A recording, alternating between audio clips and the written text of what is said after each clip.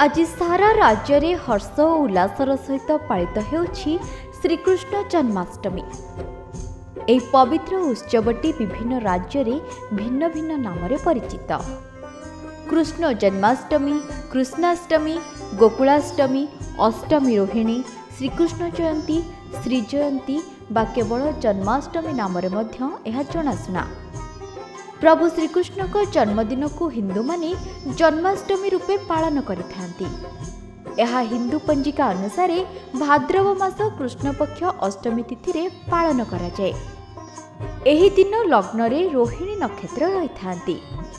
उत्तर भारत और दक्षिण भारत रे गणना पद्धतिर वैषम्य जोगु एहार पालन गोटे दिन आगपछ होइथाय। भाद्र कृष्णाष्टमी अर्धरात्र समय रे जन्माष्टमी हिंदू जगत रे पालित होइथाय।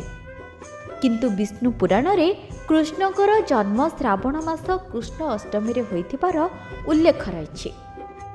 मुख्य चांद्रमास और गौण चांद्रमास गणना ए प्रभेदर कारण बोली अनुमेय।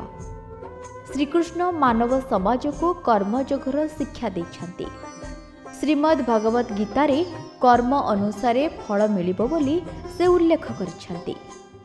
तेणु जन्माष्टमी पालन जणे प्रकृत कर्मयोगी हेबा पाई प्रेरणा दैथाय। फलर आशा न रखी विश्वर सेवा करबा हेउछि प्रकृत कर्मयोग। गीतारे श्रीकृष्ण को प्रदर्शित पथ अनुसरण करी जे केही स्थितप्रज्ञ होई पारे। महापुरुष माने देखाई देथिबा पथरे जाई इतर लोके सुख, शांति और समृद्धि को सहजरे हासिल करि पारिबे। वेदवाणी और ज्योतिष गणनानुसार भगवान श्रीकृष्ण द्वापर युगर शेष भागरे धराधामरे अवतीर्ण होइथिले। तांकर लीला अवधि थिला 125 वर्ष 7 मास। गवेषकों मतरे ख्रीष्टपूर्व 3227 पूर्णमांत भाद्र कृष्ण अष्टमी तिथि तांकर जन्म होइथिला।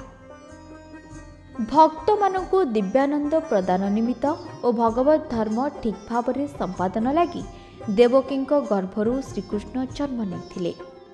शंख, चक्र, गदा, पद्मधारी स्वरूप माता पिता दर्शन देथिले। बालक रूपरे लीलाछल दैत्य मानकु स्वधाम को पठाई पृथ्वीर पापभार लाघव करथिले। ब्रह्मा, शंकर, सनकादि मुनि ऋषिंकर पूज्य होई मध्य साधारण बालक परी लीला करुथिले। भगवत गीता विश्व साहित्य भंडार रे एक अनन्य स्थान अधिकार करिछि।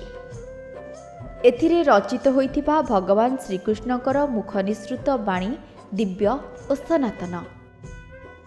द्वापर युगरे प्रबल प्रतापी कंस को वध करने निमंते मानव रूपरे भाद्रव मास कृष्ण पक्ष अष्टमी तिथि धरावतरण करथिले भगवान विष्णु। यह थिला तांकर श्रीकृष्ण अवतार।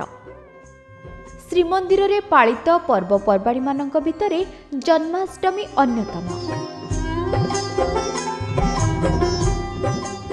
ओडिशा रे वैष्णव मतवादर बहुल प्रभाव रहिथिबारु एही पर्व ओडिया जनमानस रे एक स्वतंत्र स्थान ग्रहण करिछि। उत्तर प्रदेशर मथुरा रे श्रीकृष्ण जन्मग्रहण करिथिबारु एठारे एही उत्सव विशेष उल्लास रे पालित होइथाय।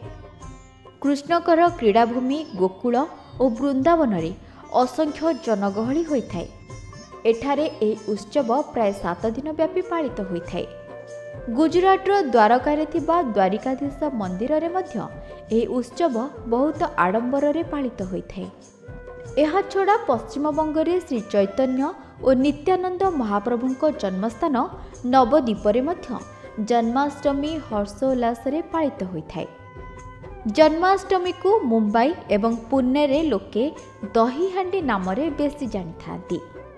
एक उच्च स्थानरू एही दही हांडी भंगा जाइथाय। एथिपाई किछि युवगोष्ठी को गोविंद दल कुहा जाइथाय।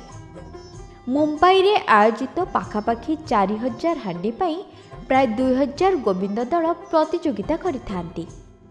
मणिपुर रे जन्माष्टमी कृष्ण जन्म नाम रे लोकप्रिय। कर्णाटक रे माधवा, आयंगारा, श्रीवैष्णव और स्मार्त माने एही उत्सव को बहुत आडंबर सहकारे पालन करिथांती। श्रीकृष्ण प्रतिमा को एक सुसज्जित मंडप स्थापना करी ତାଙ୍କ ଭକ୍ଷଣମ୍ ନାମକ ସ୍ୱତନ୍ତ୍ର ରୂପେ ପ୍ରସ୍ତୁତ ପ୍ରସାଦ ଓ ଅନ୍ୟାନ୍ୟ ଫଳମୂଳ ସହିତ ଅର୍ପଣ କରାଯାଏ। କର୍ଣ୍ଣାଟକର ଅନ୍ୟ କେତେକ ସ୍ଥାନରେ ଚକଲି, ଅବଲକ୍କି, ବେଲାଡା, ପାନକ ଆଦି ପ୍ରସାଦ ଖାସ୍ ଏହି ପର୍ବ ପାଇଁ ପ୍ରସ୍ତୁତ କରାଯାଏ। ଏହା ବ୍ୟତୀତ ବିଦେଶରେ ମଧ୍ୟ ଏହି ଉତ୍ସବ ଆଡ଼ମ୍ବର ସହକାରେ ପାଳନ କରାଯାଏ। ଲଣ୍ଡନର ସ୍ୱାମୀ ନାରାୟଣ ମନ୍ଦିରରେ ବାଳକୃଷ୍ଣଙ୍କର ଚପଳ ପ୍ରତିମାକୁ ଅଭିଷେକ କରାଯାଇ ଏହି ଉତ୍ସବ ସମ୍ପନ୍ନ ହୋଇଥାଏ। କୃଷ୍ଣ ଜନ୍ମାଷ୍ଟମୀ ପାଳନ କରିବା ପାଇଁ ବିଦେଶରେ ସରକାରୀ ସ୍ତରରେ ମଧ୍ୟ ଆଦେଶ ଜାରି କରାଯାଇଛି। ଏଥିପାଇଁ ଜାତୀୟ ଛୁଟି ମଧ୍ୟ ଘୋଷିତ ହୋଇଛି। ଅରିଜୋନା ଏମିତି ଆଦେଶ ଜାରି କରିବାରେ ପ୍ରଥମ। ତାଙ୍କ ଦେଖାଦେଖି ଅନ୍ୟ ଦେଶମାନେ ମଧ୍ୟ ଏମିତି ଆଦେଶନାମା ଜାରି କରିଛନ୍ତି।